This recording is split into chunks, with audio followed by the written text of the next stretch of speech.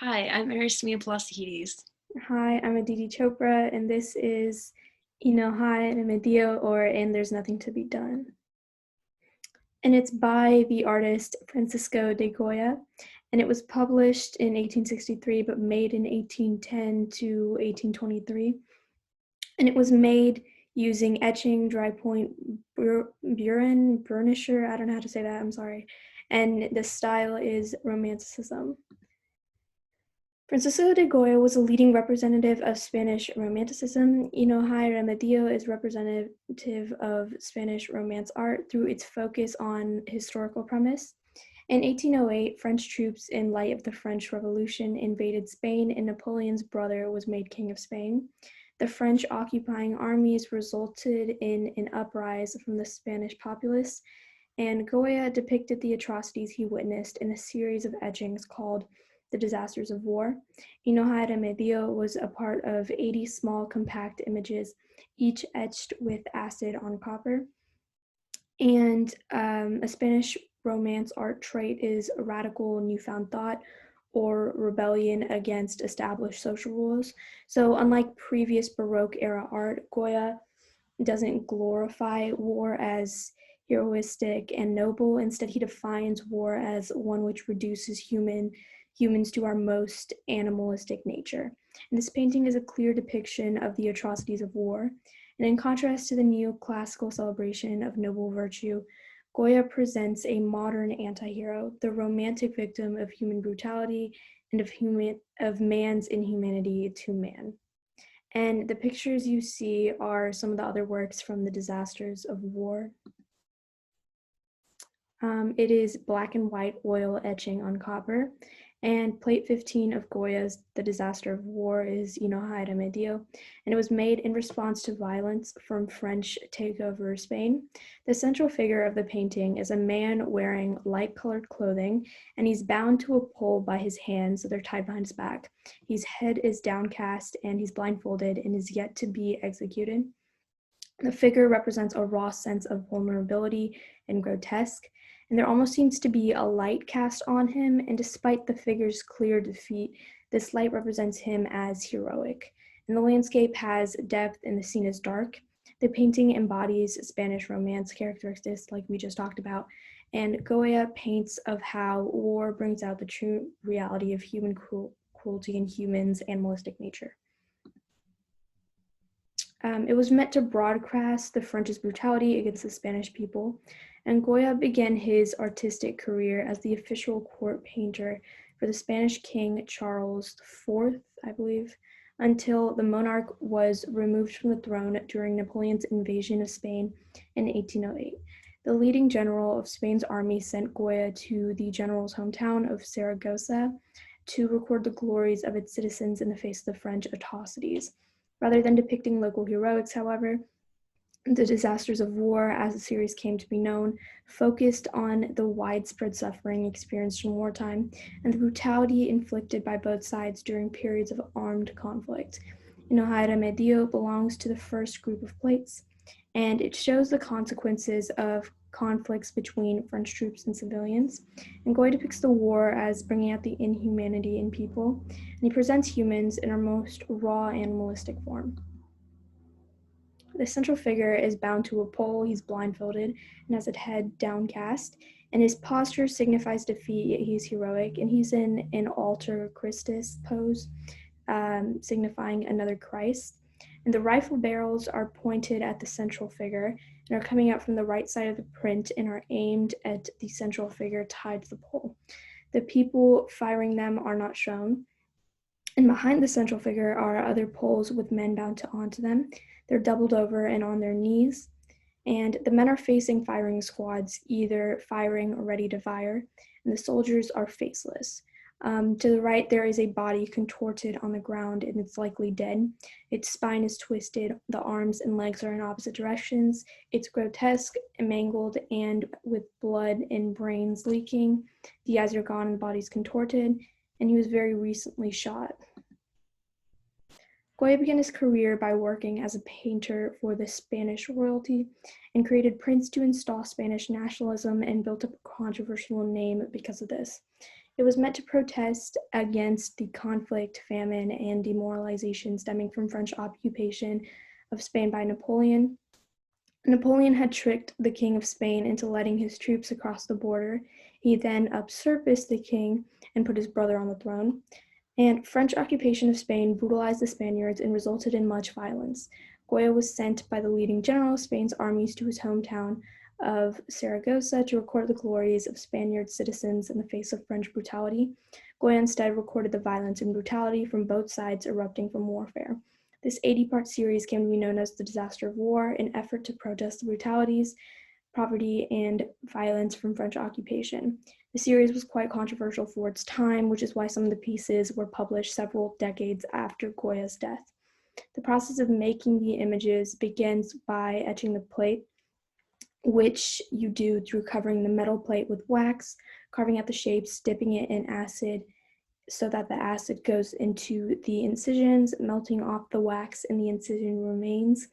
The dry point is where you scratch lines on the surface with a stylus and create a less even line. And then ink is poured on the plate, then wiped off so that it only remains in the spots where the acid is burned or the artist etched. And then moist paper is put on the plate and it is run through a press. Goya used the brutality he witnessed to highlight the animalistic nature war brings out in humans and to protest French rule over Spaniards. Goya also felt making his series using black and white etching would perfectly embody the gruesomeness of Remedio.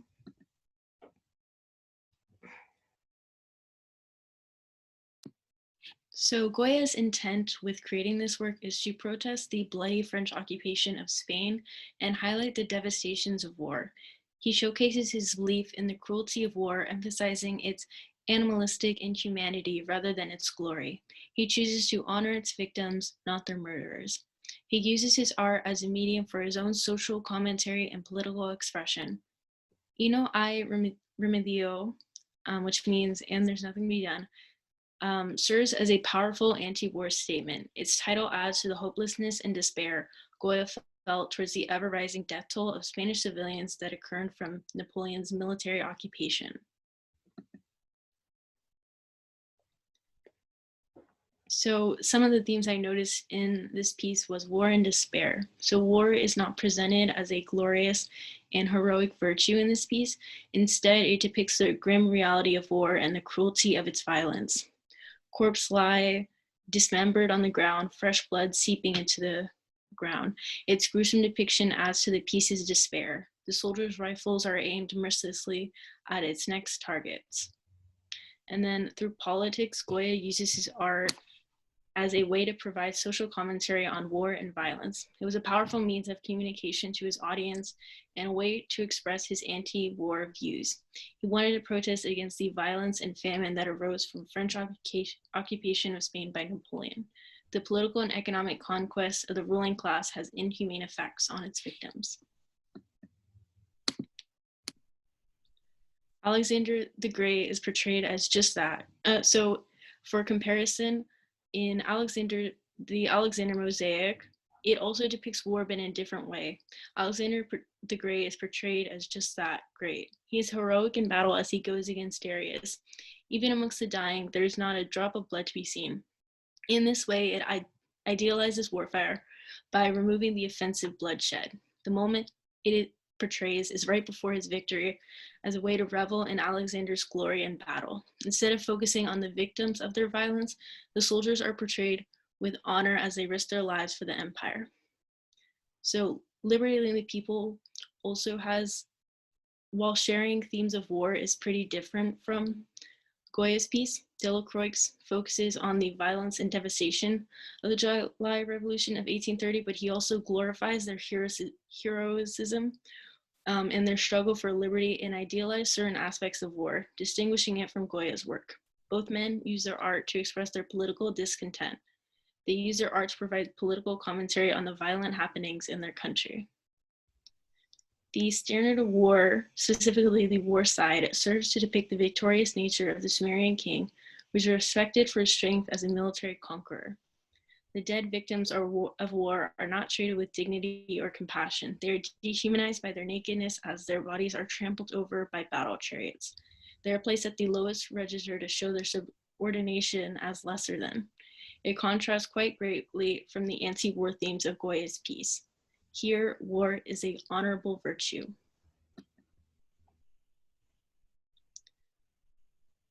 So for my attribution, I chose Goya, 3rd of May. So 3rd of May depicts the massacre of Spanish civilians under French occupation, emphasizing the horrors of war. A Christ-like figure stands centrally with the light casted on him in both pieces. This is called a alter Christus, which means another Christ. Goya uses Christian iconography to display the man's inhumanity in man, as his central figure is seen sacrificing himself for man as the crucified Christ did. In 3rd of May, the man's expressive face of anguish and sadness, instead of a look of fear, echoes the sentiment of Jesus' prayer on the cross. Forgive them, Father, they know not what they do. So, like there's nothing to be done, it shows the gruesome effects of war on innocent civilian lives. Goya focuses on the humanity and anguish of its civilians over the glory of their murderers. How Goya's There's Nothing to Be Done demonstrates continuity is from its central figure's allusion to Christ.